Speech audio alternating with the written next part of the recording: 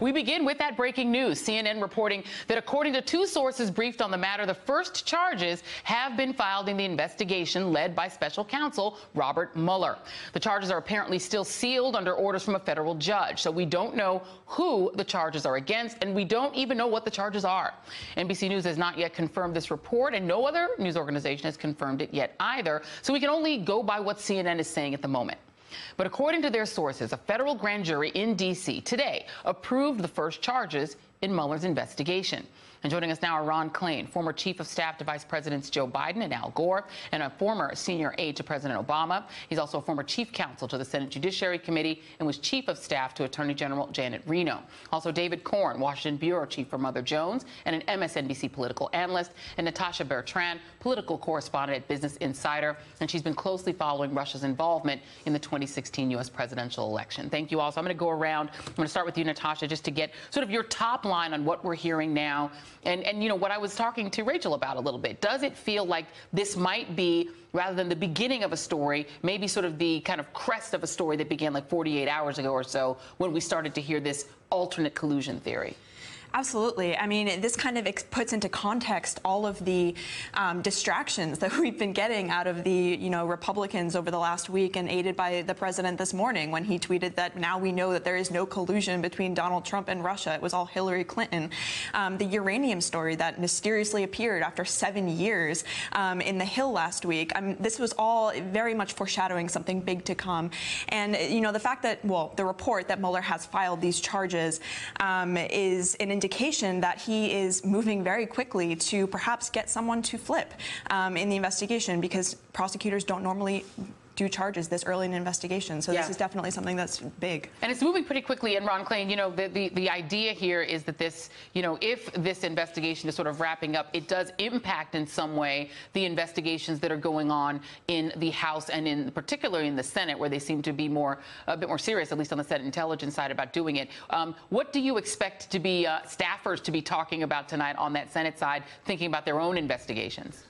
Yeah, I think staffers and everyone is just saying who. I mean, I think that this is going to be an amazingly suspenseful weekend as we wait and see who winds up being taken into custody on Monday or Tuesday of next week as a result of this indictment. I think there's some possibility that it is just low-level people, that Mueller is working his way up the food chain and trying to get people to flip. But it's also possible that we're going to see the first indictment of one of the more headline names in this case, people against whom the evidence has piled up mightily, and it's time for Mueller to finally move. So I think it's going to be 48 hours of huge speculation in Washington as we wait and see really who's going to wind up being this first person or persons indicted by Counsel Mueller. Yeah, well, let's do some informed speculation here with David Corn. David, you got some great sources. You were among the first to report on that dossier that Republicans tried to hang around Hillary Clinton as if, who paid for it was really the important thing. Give us a little bit of a benefit of what you're hearing or what people are speculating about who, as Ron Klain just said. Well, I think it would be a little bit unfair to start speculating on names. We do know it's been reported that the special counsel told Paul Manafort that he could expect to be indicted. And it's also important to know that the special counsel is really has been given the purview to examine any issue that arises in the investigation. And we do know that in the course of investigating the Trump-Russia scandal, the special counsel had reason to look at lobbying activities by Paul Manafort, maybe some financial transactions. Of course, what Rachel was talking about earlier, activities involving Michael Flynn that may not be related to Russia, but may still be improper, if not illegal. So there's just a lot to choose from for those who care to speculate. But I also would say that after this week of distraction about Hillary, going back and looking at Hillary Clinton's uranium deal, which wasn't her deal, going back and looking at how James Comey dealt with the Clinton email server controversy, that really nothing cuts through distractions like indictments. I mean, whatever's going on in the House Intelligence Committee, it looks a little bit like a circus. I reported last week that they barely have enough staff to do anything that they say they're doing, and who knows what's happening in the Senate Intelligence Committee. The Senate Judiciary Committee is blown up.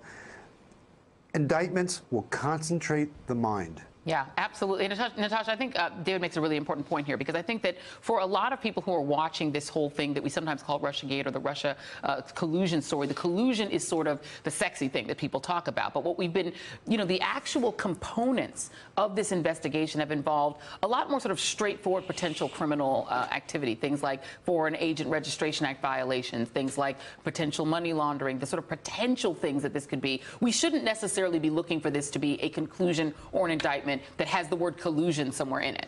No, not necessarily. And again, Mueller's his mandate is very broad. Right. So whatever he comes across over the course of his investigation that's even remotely related to Russia or anything that might have had to, Russian funding, et cetera, Mueller will have to investigate, and he could use that as leverage to get people like Paul Manafort or Michael Flynn to flip and to tell him what happened during the 2016 election, because they really had a direct window into all of the questions that Mueller now wants to answer. Yeah, absolutely. And Ron Klain, Ben Wittes, who has become very famous for his tick, tick, tick tweets and ticks and booms and things. Sean Hannity tried to steal them, but didn't do very well with it. This is some of what he's been saying tonight. He said this is a very big boom if true, but the story is very skeletal, both in content and sources. Another note here, that just noting the sourcing on the CNN story, which is sources briefed on the matter. And he says, I can't think of very many classes of people who would be briefed on the matter. What classes of people might be briefed on something such as this?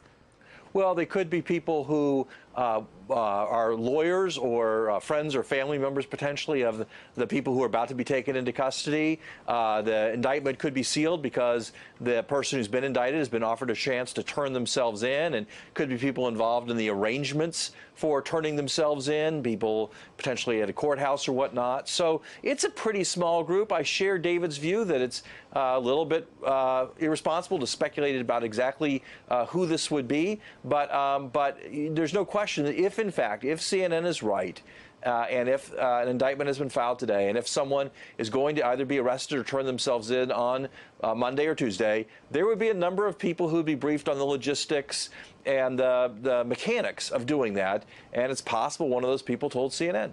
And to stay with you just for a moment, Ron Klain, if you could just talk a little bit about, because that is an important point, and it also could be somebody that Mueller is attempting to utilize in his investigation to sort of go further up the food chain, right? So the process of this may not be sort of the spectacular scene that people think, they think of sort of in a TV episode of Law and Order, right?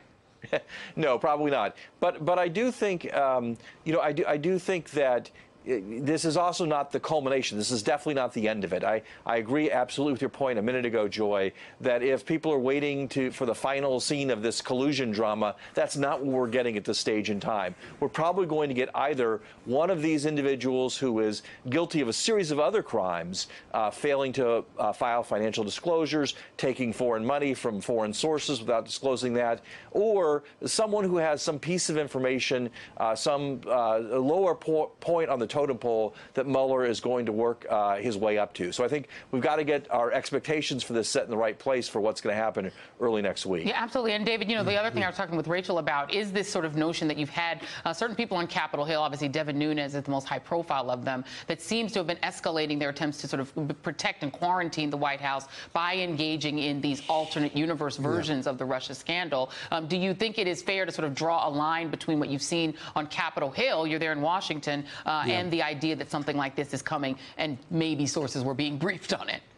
It's a good theory. I'm not sure it's true, but the timing certainly is highly coincidental, because this past week we saw indeed an intensification on the Republican side with them bringing up these issues of how the dossier was funded, whether the uranium deal was somehow connected to Clinton pay-to-play. The answer is no.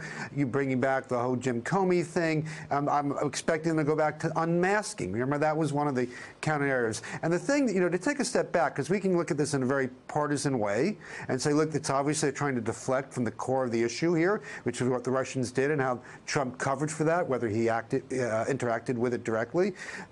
The United States was attacked. The United States was attacked by a foreign adversary. Its political system was subverted, was undermined. We can always argue about what the impact was and whether it was successful and whether it influenced the election or not. And yet the Republicans, who have always claimed to be more patriotic than anyone else, claim to support the intelligence community, are now dissing the intelligence community and really doing nothing to deal with what happened in the past or what might happen in the future. And that, to me, is somewhat, I have to say that, somewhat surprising. Yeah, and and I think, Natasha, it's important. I mean, this is the things that you've been working on this week. I mean, also before this big news or potential news broke tonight, you had the news that Ms. Veselnitskaya, the attorney who met with Donald Trump Jr. and Paul Manafort and Jared Kushner at Trump Tower, was directly connected, or at least using talking points that had been shared with Kremlin sources. We had your reporting on the connections between the data firm that was run by Paul Manafort. That was run by Steve Bannon, and this potential sort of outreach to WikiLeaks. So, I mean, I think for a lot of people, it becomes very confusing, right? This sort of Russia scandal is so far-reaching. Do you think that there was any news, particularly this week, that broke through as something that might actually help us get to the answer as to why?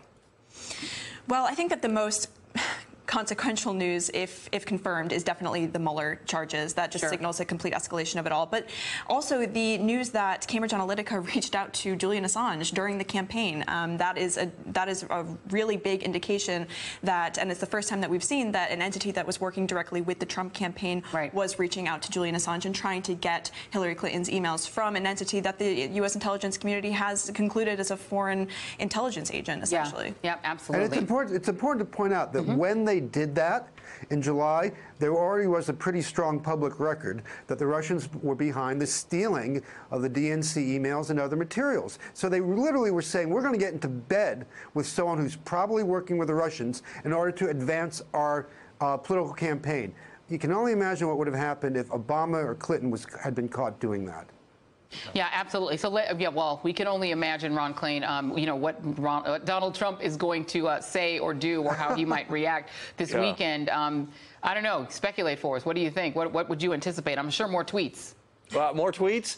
But I think this could be getting serious enough that we might turn on Fox and find the Yule log and classical music playing. I mean, I don't know how they're going to possibly deal with the fact that the week-long attack they've made on this uranium thing that the U.S. government did, that they've tried to turn into the Clintons being Ethel and Julius Rosenberg, that all this craziness about who paid for the so-called Steele dossier and all these things, they have been at full alert over there, DEFCON 1 all week long on all these so-called Clinton scandals, and the fact that we are facing potentially the first indictments of people involved in this Russia scandal, maybe peripherally involved, maybe involved on other issues, that is going to be a real collapse in the narrative that they are very heavily invested in over there. Hey there, I'm Chris Hayes from MSNBC. Thanks for watching MSNBC on YouTube. If you want to keep up to date with the videos we're putting out, you can click subscribe just below me, or click over on this list to see lots of other great videos.